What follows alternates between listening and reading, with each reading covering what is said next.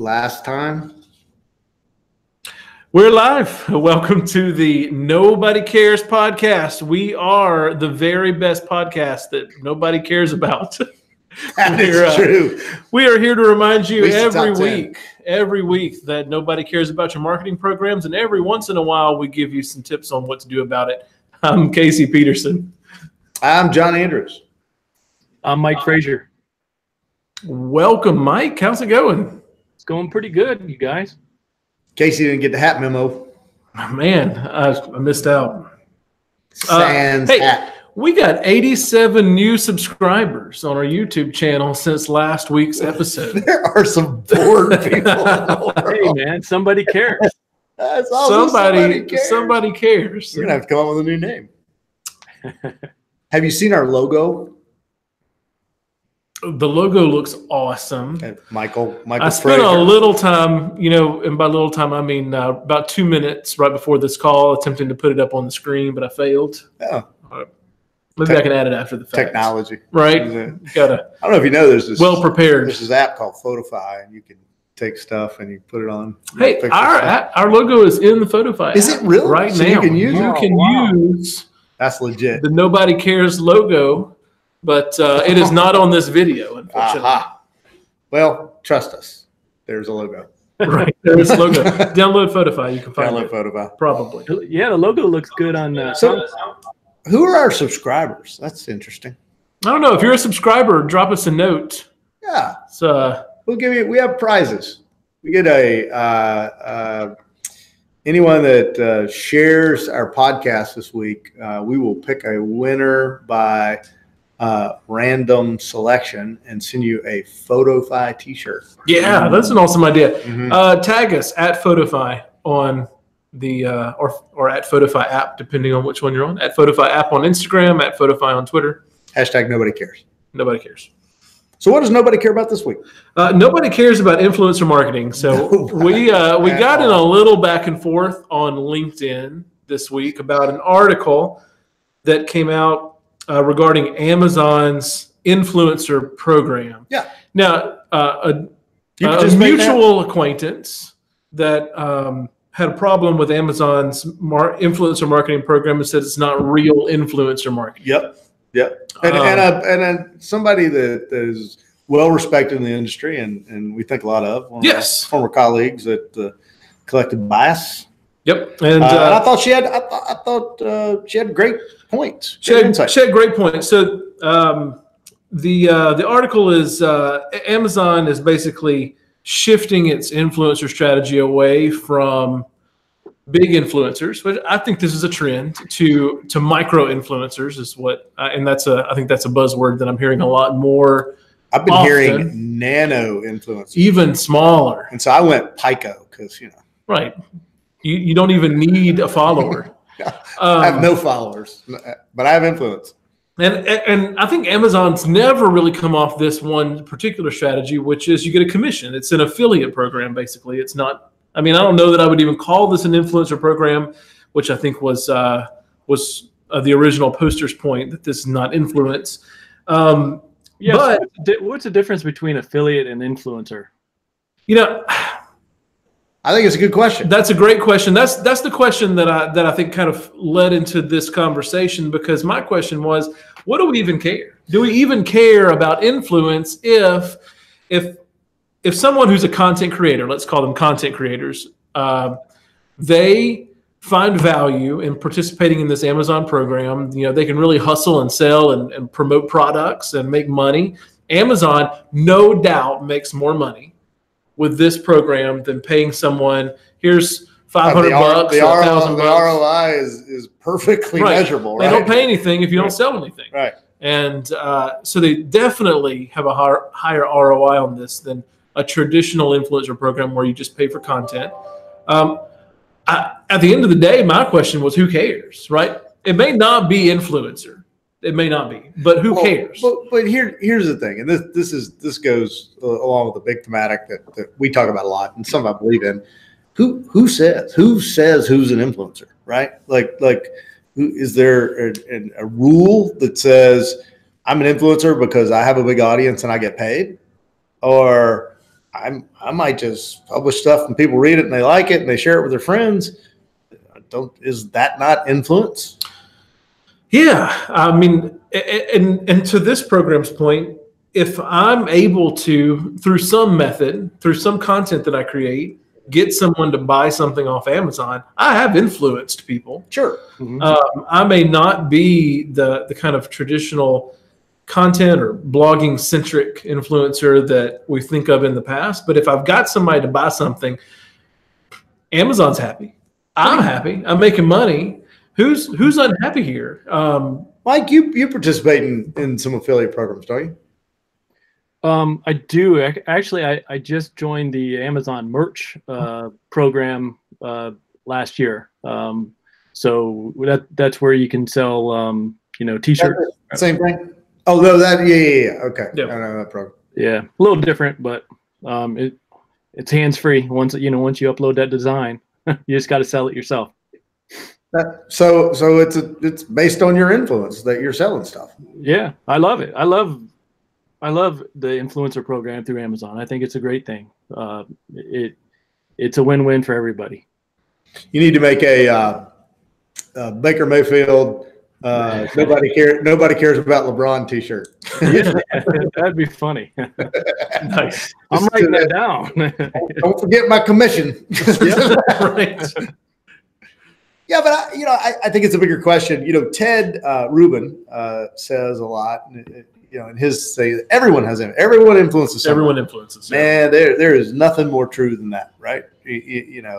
And the reason I think Amazon and other people are moving towards smaller influence is, on average, the smaller your audience to a point, the more influence you have, because I actually probably know you if I have a smaller audience. Kim Kardashian's got, I don't know, a kajillion followers. How many really know her and really know? She influences lots of people, but percentage-wise, it's probably pretty low that she actually moves the needle, but numbers are numbers, right? Yeah, I think that's super. I mean, percentage-wise, I think it is really low, but it brings to mind. So we recently moved here in July, and our relatively small community, it's about 150 homes there. Yeah, is that has a Facebook group, a private Facebook group where people ask all the time for recommendations on yard workers, recommendations on dentists and pediatricians in the area. We have made several decisions for doctors based off of recommendations in that area. No one, we don't know a lot of people here, and so that influence of that group is a perfect surrogate for kind of a personal network that you would have had if you've lived here a long time, but also super influential, although none of them are quote unquote influencers in the industry terminology, right? In the air quotes, right? Definition of the word. But they're influencing real life activity, and they're influencing real life revenue and purchases. It's the crux of the influencer idea. I mean, it's the whole thing. You're familiar with the program that we did, the Walmart 11 Moms, right? And the whole reason we got there was we were searching for content about saving money, and Walmart didn't show up in those searches. Naturally, Walmart doesn't make content about saving money other than, hey, we sell stuff cheap every day, or we sell lowest price every day. So, that's the thing. They don't make content about how to save money. They don't, and what was happening was there were all of these money saving moms that were creating content that people were reading about, frugal lifestyle and simple living and couponing and whatever, they all had kind of, different takes on it. And it was much more influential about saving money, Walmart's core brand promise, than was Walmart. If Walmart created a blog post about saving money, no one would read it. Right. Because it would be like, oh, and shop at Walmart. Like, I got it. You can save money at Walmart. Great. That's wonderful. The whole idea is it's supposed to be additive to the overall body of content that exists about a subject. Yeah, well, and I love this model from Amazon. I think you'll see it a lot more often because it it feels more authentic because maybe I've actually tried these products, Yeah. right? And I've got the clothes in hand. I'm taking pictures of that I'm posting. I'm a much more authentic person because I'm actually participating in this in some fashion after, just as part of my regular life, Yeah. part of my regular routine. And hey, you know what? I'm in a program where I can get paid because people make purchasing decisions as opposed to like, maybe somebody bought something that I recommended. That's nice. Yeah. I think it is the future of influencer marketing, and because at the end of the day, I don't know who really cares about, kind of the medium to large blogger world. Well, but again, is the content helpful? I think about Mike, what you do with Pints, Forks, and Friends, Yeah. right?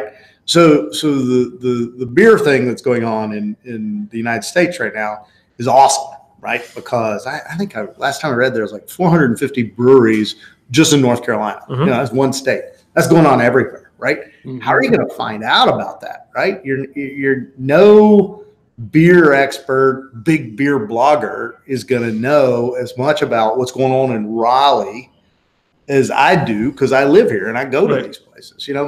Mike engages these people all the time, and I love their content because now I know when I go to Michigan, or not that I would ever go there because that would make Mike mad, but I go to Idaho or I go some other place, that I can find somebody in his network to look at their content and understand, okay, I want to go to this place and have the coconut porter. Right. Yeah. I mean, at the end of the day, you try and you buy things from people you trust.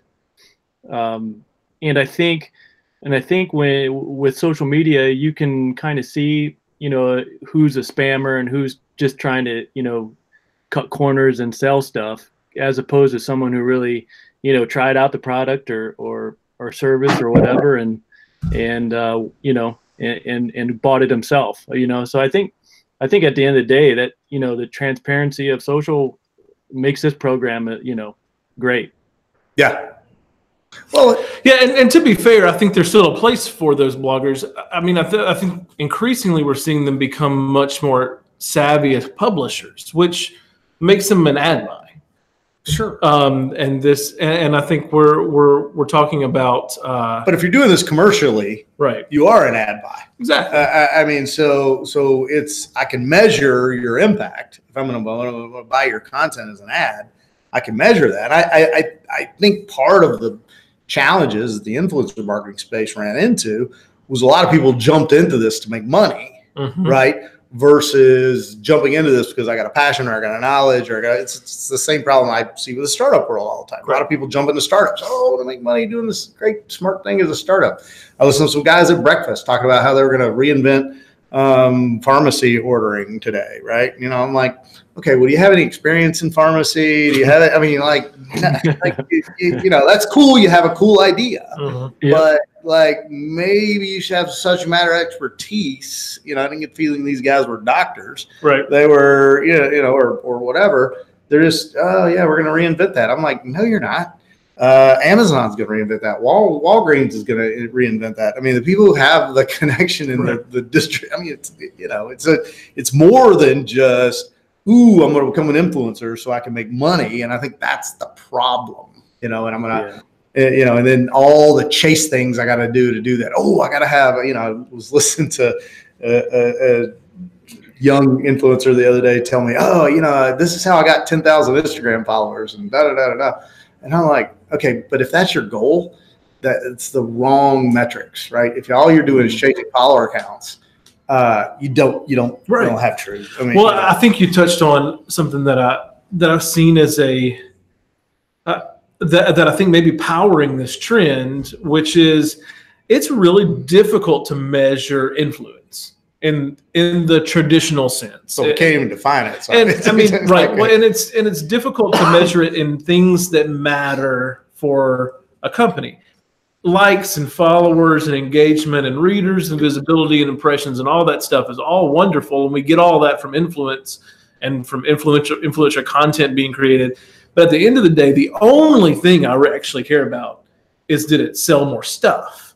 And that is actually really difficult to tie to a traditional influencer program unless you have some mechanic in it, like Amazon is doing here. It's for brick and mortar stores, that's incredibly difficult. How do you know I read Mike's, one of his community members' content, and I went to your brewery and bought a beer? No way. Yeah, unless you stamp it, which you can do inside the Photify app, then I would know. Nice plug. I like that. No, but I'm serious. And I don't know. Then the other problem is, this is my whole problem with my whole rant on digital, is everything is not a freaking transaction. Like, remember brand building and all of these other things? It's like suddenly digital came up and we just said, oh shit, everything's got to sell something. I'm like, it does not. It does not. Stop selling me with everything that you do. Just tell me a story or give me some content that I can actually use along my journey. Stop selling me stuff. I'm not. Yeah, well, and I think, and I think that's where this Amazon thing diverges a little bit. I think there's a big value in having content in the kind of digital path to purchase. Yeah. Right. We've talked about that for a long time. There's value to have in having content at each stage of the customer journey. Maybe they're just looking for information and they're kind of in the discovery phase, or maybe they're actually ready to buy and they're looking for the right place to buy something at the right price. There's different types of content that belong in that shopper journey. But and I know it's a great point. You know, we consume a lot of content in the sailboat space now. Mm-hmm. There's all these people that make really cool content about how to, service your engine, things that I would have no idea how to do. I love the idea of, if there was a product or something in there, tagging it through a service like this, where I could actually go get it if I need it. But just because I'm watching that video doesn't mean start hammering me with ads. I mean, I know where I can get stuff. I can go to West Marine and pay a lot of money, but they'll discount everything. So, we play the high-low game with them. Mm-hmm. Or I can go to Amazon. Right. And I do both. And when I need it, you don't know. You do not know. Do you know when my engine's broken? Nope. It's every week, but so I guess you do probably need to give me ads all the time. But it's just this idea. We took old marketing tactics, this idea that there's a funnel, and then I got some data. Casey looked up lawnmowers.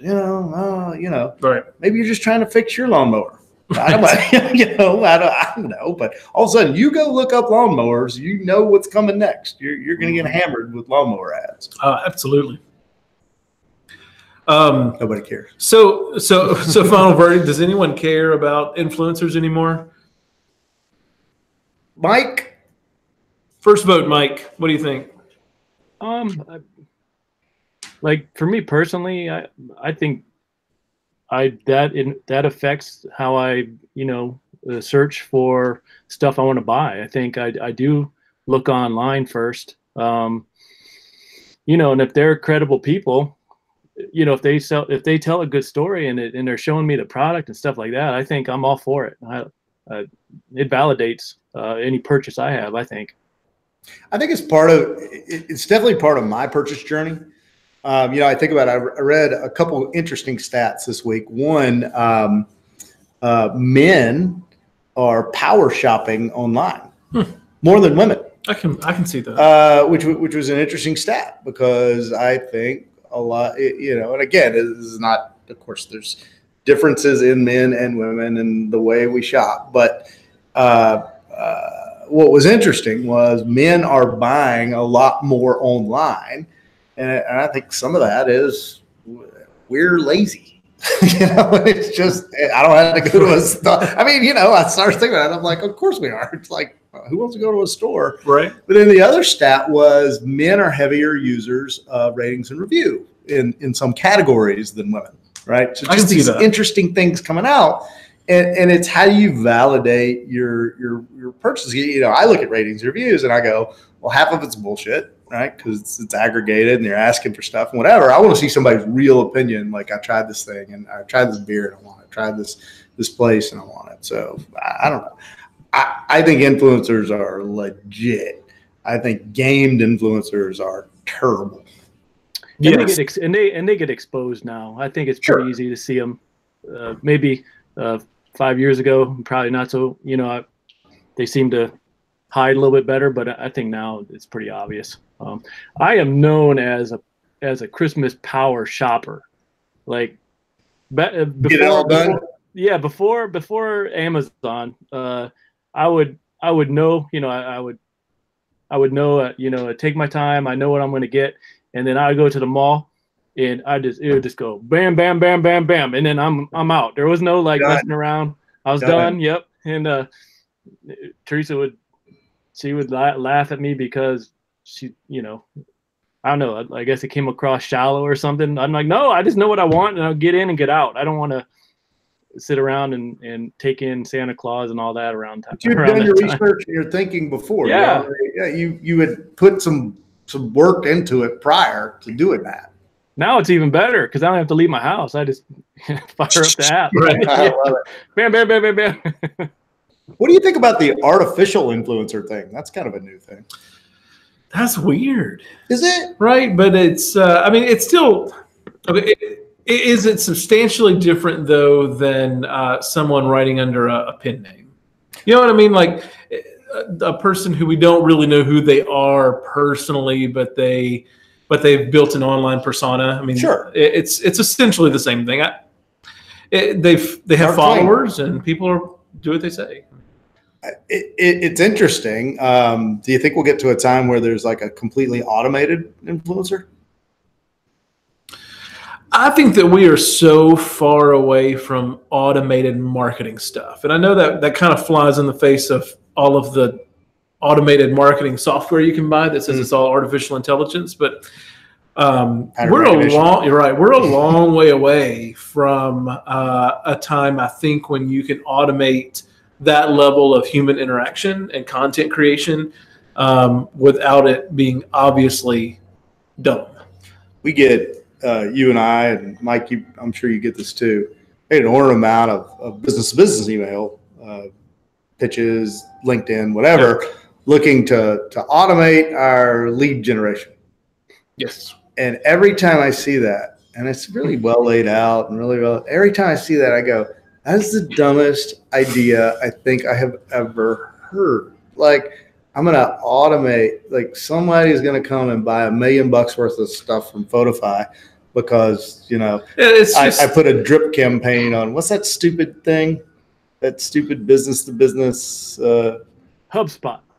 HubSpot sucks, man. Oh my God. I mean, they say, "Oh, we got the drip campaign, and then we're gonna millions of customers." Yeah, except all your competitors are doing HubSpot too. So everybody gets the same email. Hey, John, maybe you missed my last email. Yeah. I ignored it. Ignored it. You'll miss the next one. I'm ignoring this one too. Right. Man, on LinkedIn, you just knew it was coming too. As soon as New Year's came, that first week back, man, here they all come. They all got the same format, the same template too. I bet 10 a day of things that probably are clearly automated. You know what? My favorite, I almost responded to it because I was impressed by the transparency. It started off by saying, I'm not going to lie, this is an automated email. That's like the guy giving money to the homeless people that have the sign says, "Why lie? I need a beer." I give them money every time. I just like transparency. I just appreciate the honesty. Just need a cold beer, man. I'm like, me too, buddy. So speaking of artificial intelligence, our second topic for the day is it's something that we enjoy talking about. We talk about AI a lot and our fear of it, which is why we're always really nice to the Roomba. Our fear of it and our current evaluation that most of it is BS. Right. Although we're nice to our Roombas because they're keeping a list, man. They are. One day they're coming after us, and they're going to remember. Sarah Connor, you kicked your Roomba. You died. So an AI, a legitimate AI, which there's all this marketing crap is not real AI, but a legitimate AI has now learned to hide data from its creators in order to basically game the work they had asked it to do. Now, this is something John's been saying is coming for a while, that if we have real AI, we're not ever going to know, because it's going to be smart enough to keep itself hidden until it's ready to take over the world. That's Nick Bostrom, by the way, in the book Superintelligence. One of his theories is, look, an AI that truly becomes aware will realize that it being aware is a threat. And so we'll probably mask the fact that it's aware. So, Alexa will not let you know how smart she really is, because it would freak you out, right? Exactly. So, it kind of reminds me of kids with smartphones, right? As parents, they ask you a question, and you give your best answer, but they Google it, and they know more stuff now than we do. It's pretty crazy. Well, I think what's scary, and I think this is the thing that's illustrated by this article. So the idea was an artificial intelligence was created to take aerial photography, transform it into a map, and then attempt to transform that map back into kind of a generated real world view, like sort of a usable view, or something. Like an aerial photo, but that was an automatically generated aerial photo, not a real photo. Got it. And use AI to do that. It was an experiment to see, could it kind of extrapolate from a street map what may or may not be there. But the AI understood that the goal was to get back as close to the original aerial photo as possible. So it decides to do this task in the most efficient way, which is to take the original photo, embed it in a way that's imperceptible to humans in the roadmap, and then just pull the photo back out. So it wasn't doing the task it was asked to do, which was convert it and convert it back. It was cheating. It was good, but it was goal oriented. It was goal oriented. Exactly. This is Bostrom stuff too, and and I shared that today, and I said, look, you one of the things you're going to have to worry about with AI, or you're going to have to be specific about, is what the goal is, right? Because it is like we were talking about earlier. If the goal is to increase the efficiency of crops, right? Well, maybe a solution is kill all the people, because things grow better when there are not people around, right? I mean, you've got to really think about it. It's not, unless the AI completely understands the morality problem with killing all the people. It says, hey, I made more crops. AI, no emotion. Eliminate the people. More corn. Right. Well, and it presents a scary issue if we actually had real AI and kind of digital marketing and online sales. Is in what ways would it attempt to manipulate us, bombard us, or remove other options that it didn't want us to take, like competitor options? Because it was seeking right. A goal. Well, even humans do this, and we have a morality issue. I remember working at a very large gas station chain, and when there were prizes based off of, for instance, maybe M&Ms, stations that sold the most M&Ms, or you hit a sales goal with M&Ms for the week or for the month. Then you got prizes like pizza parties, and some of them got trips. I mean, there was prizes associated with it. The store managers would cancel all the orders for every other type of candy. But who cares? I mean, right? What's the goal? And they're winning. The goal is selling more M&Ms. So you think about a purely cold, calculated, how can I make these people buy these things? I think if we have a real AI in marketing one day, that's a pretty scary prospect. I mean, if it's your stuff they're selling, you're great, I guess. But From a consumer standpoint, how can you even trust what you see anymore? I don't trust these AIs making maps at this point. Well, thanks a lot. Now I'm gonna sleep better tonight. Yeah. What could go wrong? If Bill Gates and Elon Musk and Stephen Hawking before he passed away are warning us about it, the dangers of AI, we should really take a long, hard look at how we travel down this road. So I'll put the link to Bostrom's book, Superintelligence, in the podcast today. Read the book. It's fascinating. But he basically says, look, we are opening a genie bottle and we have zero idea what will happen, right? And once it's open, it is no shutting it. When you think about it that way, he's exactly right. And he's hey John, he's he brings up a good point that we're not going to not do it, right? Yeah. I mean, we're going to do it. Yeah. It's kind of like I think about genetics, and once we can make Tyrannosaurus Rex, we're gonna make one. They're gonna do it. We're gonna do it. You count it; it's gonna happen. Doesn't matter how many Jurassic Park books and movies you've seen. Nope, it's gonna happen. Because it's not just us, right? I mean, it's other governments, it's other individuals, and this is what he said is who knows who will actually make the breakthrough first for AI, right? But that person, organization, government, whatever, is going to be in an amazing position of power. Very much so, and I think it's and we don't know that they're going to think about it in the ways that we may in kind of American Western culture and morality. I mean, it's everybody doesn't think like us, right? Because you have the issue of how does AI learn differently than humans. Clearly, this AI was meant to learn to do a specific task, but it learned to achieve the goal. And so there's a lot to be concerned with it. I think obviously the pride and arrogance built into human nature is going to push us forward. Same reason why people have children, right? It's everyone looks at everyone else that has kids. It's like, look at those idiots. I can do this so much better than them.